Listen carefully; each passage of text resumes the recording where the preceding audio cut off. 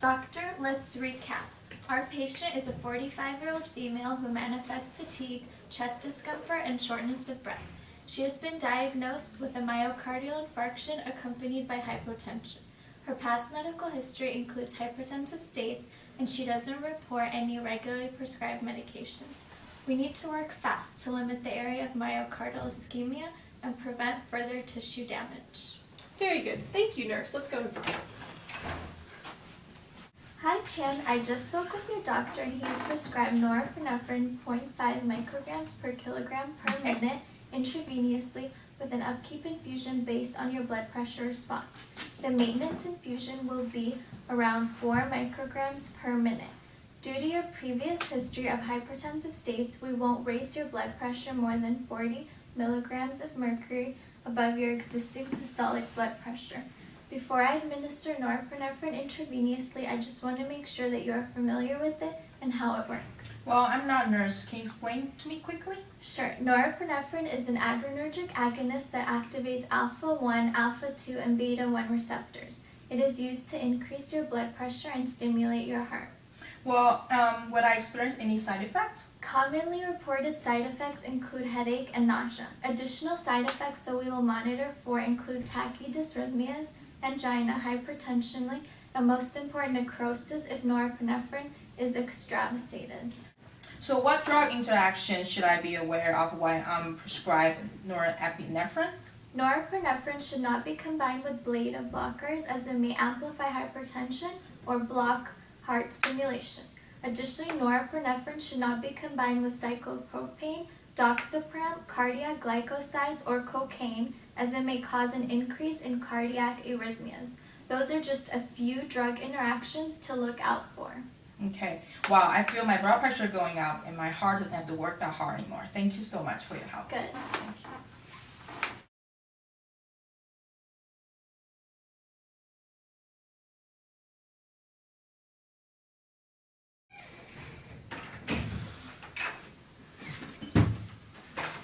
Hey Alex, I just came back from clinical rotation. I got something to share with you today. Oh, cool. So I have this patient, 65 years old, Caucasian male, who admitted to ER due to a car accident. And since he had a history of atrial fibrillation, so after his knee surgery, the surgeon prescribed him Dabigatran, and I think that's a very good drug for him to use. What is Dabigatran and how does it work for this patient? Well, Dabigatran is a reversible direct thrombin inhibitor drug and is used to decrease the risk of stroke and blood clots in the patient who has non-valvular atrial fibrillation, as well as in patient who just had a knee surgery or hip surgery. So that way, when they're recovering from the surgery and they don't develop any thromboembolism. Oh, there's so many blood thinners out there. Why Dabigatran? Well, there are several advantages, and if we compare with the most popular anticoagulant drug used in the United States, which is the warfarin, Dabigatran doesn't have to require any routine coagulant monitoring like warfarin, and the same dosage, that's the best one, can be used at any patient regardless of their weight and age. And Dabigatran works fast in patients, so in case of emergency, this is better choice of the drug compared to the other anticoagulant drugs. Well, even though Dabigatran sounds perfect, there are definitely side effects, right? Yeah, they are. Bleeding is the main concern. So if patient has any gastrointestinal ulcer or any problem in the stomach and in the skin, they might cause bleeding. And then, so we need to be very careful prescribe such drug to those patients. Are there any contraindications or precautions? Yeah, like a hypersensitivity reaction or pathological bleeding. So, and as far as the precaution, patient who has renal impairment, we need to be careful, reduce the dosage so they don't take too much. So I hope this work for this patient because it seems to be this drug has a really response for a lot of patients. Thank you for all the info, Chien. Sure, I hope that my patient get better soon. Yeah, me too. Thanks.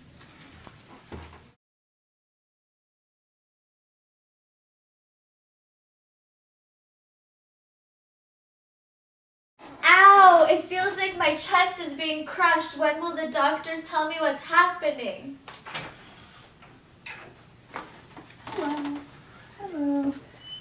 Hi, Mrs. Glusker. How are you doing? Okay, well, I just got your test results back, and they showed that you're actually having an acute MI. So what I'm going to do is I'm going to prescribe you some Alteplase, and I'm going to let Nurse Jackie explain it to you because right now I have another trauma that just arrived. So I'll come back later to check on you and make sure you're doing okay. Did he say I'm having a heart attack? Am I dying? Oh, what are you hooking up to my IV? It's okay. This is a drug called Alteplase, and it's going to treat your heart attack. What the hell is Alteplase? What does it do? Will it fix me? Well, Alteplase is a type of drug called a plasminogen activator, and it works by breaking up blood clots. The destruction of the blood clot allows for blood to return to previously ischemic tissue in the heart. Oh, so it'll stop my heart attack? That sounds too good to be true. Does it have any side effects? Well, the most severe side effect is bleeding, and Alteplase both breaks up existing blood clots and can interfere with the formation of new blood clots. This results in renewed bleeding from recent injuries and an inability to stop bleeding if a new injury occurs. The most serious possibilities are intracranial hemorrhage and internal bleeding. Both of these can be fatal. That's one severe side effect. What happens if I start bleeding? Well, this drug has a half-life of only 5 minutes, which means that we can just stop the IV and your body will eliminate the drug quickly. If your bleeding is severe, we can also give you a drug called aminocaproic acid to counter the effects of the Alteplase. At least there's an anecdote. Okay, let's get this started. Okay, let's hook you up over here.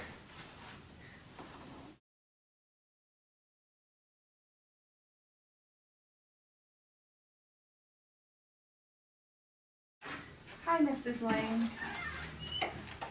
So, I just got done talking to the doctor, and since your blood pressure has been high on your last few visits, what we're going to do is we're going to start you on a medication called Captopril. Do you know anything about this medication? No.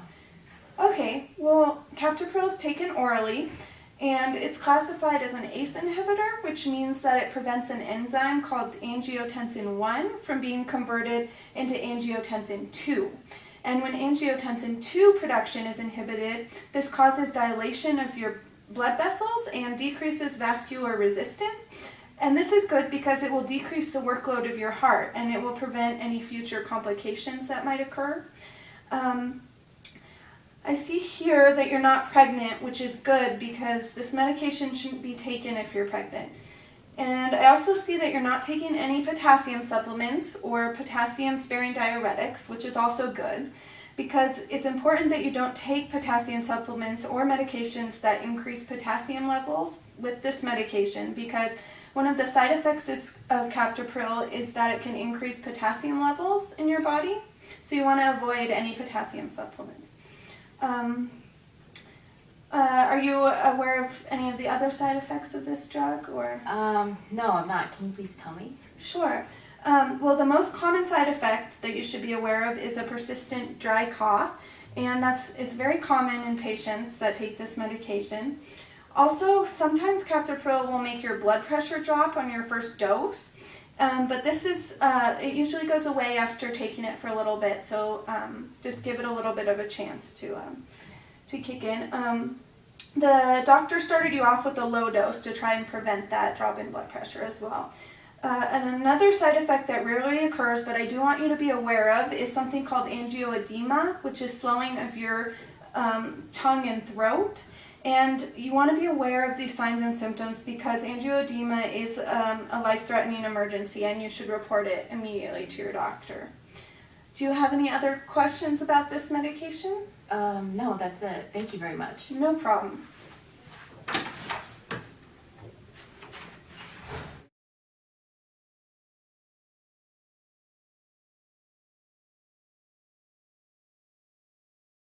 So the doctor will be back shortly. Do you have any questions about the aspirin you were just prescribed? Yes, well, I'm just so stressed. I'm just so worried about my health. I was recently diagnosed with coronary artery disease and hypertension. How will aspirin work against my heart disease? Well, aspirin works as an antiplatelet agent, which means it inhibits cyclooxygenase, which is a key enzyme that generates prostaglandin H2, which then activates thromboxane A2 receptors that mediate thromboxane A2 production. Thromboxane triggers reactions that lead to platelet activation and aggregation, and aspirin acts by inhibiting it, which essentially it means it helps keep your blood thin and prevent blood clots, since that increases the risk of heart attack and stroke. Your dosage is low, it's just 81 milligrams taken daily, and to be safe, you should not take it on an empty stomach. Take it with a full glass of water, with meals, or after meals, to prevent your stomach from getting upset. Can I still take it if I smoke? I'm just so stressed. It's been so hard to give it up. Or if I eat a diet high in fat and cholesterol, can I take it? Yes, you can still take it if you smoke and with your diet. However, aspirin works best along with changes in your lifestyle and modifiable risk factors. But there are some common side effects that I want to make sure you are aware of.